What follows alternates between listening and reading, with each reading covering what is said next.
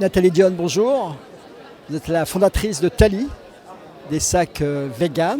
Vous avez été une précurtrice, enfin une précurseur dans ce domaine. Nous sommes au salon à Pre-Love Luxury Show actuellement, qui ouvre au Casa du Louvre. Pouvez-vous nous parler du concept? Comment est venue l'idée? Vous avez été créé en 2021, si je me souviens bien.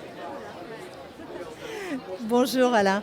Je suis Nathalie Dionne, la fondatrice de la maison de haute maroquinerie Tali. Nous avons créé cette maison avec un objectif, explorer les cuirs d'avenir pour la haute maroquinerie à faible impact carbone. Donc nous avons exploré ces matériaux innovants et notamment pas forcément que vegan, je précise.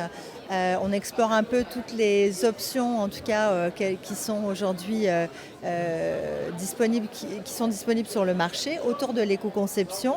Donc on a démarré par exemple avec ce produit iconique. Le modèle Livia, qui est fabriqué à partir de peaux de saumon qui proviennent de recyclage agroalimentaire en France et ces très jolies peaux sont transformées dans une tannerie lyonnaise. C'était le premier produit qu'on a créé. Et donc c'est vraiment du Made in France. Absolument, 100% Made in France. La partie arrière, c'est du vrai cuir, mais qui provient d'upcycling. Et c'est grâce à un partenariat avec Nona Source, chez LVMH, que nous avons accès à ces très belles peaux qui proviennent des tanneries Roux en France. Voilà, fabrication française. Nos ateliers sont à Chantilly. Et de cette collection est née différentes déclinaisons. Donc on a fait pas mal de coloris. Alors je vous montre par exemple cet article. Donc c'est la version mini, mais on voit ici c'est très joli avec la finition pailletée.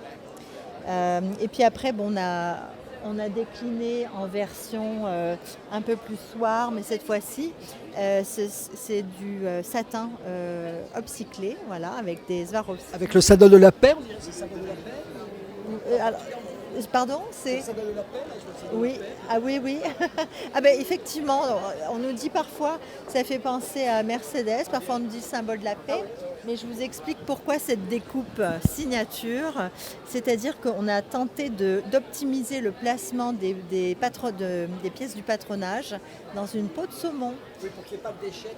Voilà, exactement, pour optimiser la coupe, et donc on a créé ces découpes iconiques, mais c'était une question de placement des pièces pour couvrir la surface du sac. Et finalement, quand on a vu ce découpage, on s'est dit c'est génial, on a bien aimé et c'est devenu un peu la signature de la marque. Vous allez jusqu'au bout de la démarche circulaire, je dirais. Tout à fait. Et donc là, par exemple, je vais vous montrer une deuxième collection qu'on a développée. Ça a été créé pour le festival du film de Venise. Donc ici, on est sur de l'upcycling de cristaux Swarovski et de plumes d'autruche.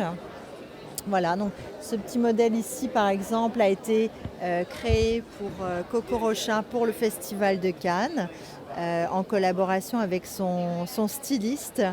Et puis après, on a des pièces un peu plus, les pièces uniques, comme cette pochette verticale, dont la face avant est en saumon recyclé.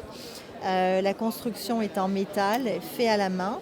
Et cette pochette a été créée pour Miss World Espagne, pour le Festival de Cannes. Et elle est aujourd'hui en location sur une robe un soir. Donc vous pouvez la louer. Donc c'est vraiment, on explore en fait l'éco-conception, mais aussi les nouvelles manières d'acheter, de louer. Et on pousse vraiment l'exercice jusqu'au bout. Et je vous emmène par ici, suivez-moi. On a une solution blockchain, donc nos modèles sont équipés de la solution Sorga. Et donc c'est une application d'ailleurs qui a été prisée sur le salon Vivatech, premier prix Tech for Retail 2022. On peut en fait, en scannant le code QR du produit, découvrir l'application où on renseigne par exemple l'histoire de la marque, tous les éléments de marketing finalement qu'on peut apporter en tout cas aux clients. Et on peut par la suite découvrir où sont fabriqués les sacs, l'atelier de création, le sourcing. On peut découvrir les tanneries de cuir marin Ictios à Lyon. Et on peut également enregistrer son sac Et imaginons que par la suite, vous souhaitez revendre votre sac sur un vestiaire collectif, et ben vous avez la possibilité de faire un transfert de propriété de votre article authentifié, certifié, authentifié. Voilà. Donc transparence, traçabilité.